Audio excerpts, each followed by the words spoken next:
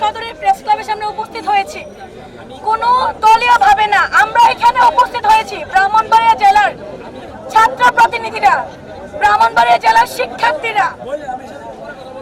8 বছরের শিশু, যে নাবালক শিশু ছাড় পেল না, তিনটা পুরুষের থেকে, তিনটা নোংরা জানোয়ার পশুর থেকে 8 বছরের শিশু ছাড় পেল না। আমি 18 বছরের মেয়ে রেহানা বুশরা কিভাবে ছাড় পাবো? এই জন্য আসছে, এই বিচারের জন্য। আজকে আসিয়ার রেপিস্ট হয়েছে, যাতে আমি নেক্সট টার্গেট না হই, নেক্সট টার্গেট আমার বোন না হয়, নেক্সট টার্গেট আমার প্রতিবেশী না হয়। কথা বলি প্রশাসনকে নিয়ে, প্রশাসনকে নিয়ে কথা বলতে চাই।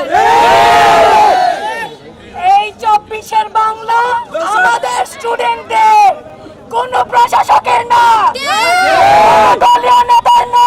আমরা চাই প্রশাসনের কাছে সরাসরি ক্লিয়ার ভাবে বলে দিতে চাচ্ছি, প্রশাসন যাতে এমন কঠোর শাস্তি দেয় যাতে নেক্সট কেউ করতে চাইলে একবার হলো ভাবে। যদি প্রশাসন কোনো পদক্ষেপ না নেয়, মাগুরায় কিন্তু পৌঁছাইতে কালকেও সময় নিব না। রেপিস্টের বাড়ি পর্যন্ত আমরা পৌঁছে যাব। ধর্ষকদের বিরুদ্ধে আমি একটাই কথা বলতে চাই, ধর্ষকদের একমাত্র শাস্তি হচ্ছে তাদের জনসম্মুখে এনে ফাঁসি দেওয়া।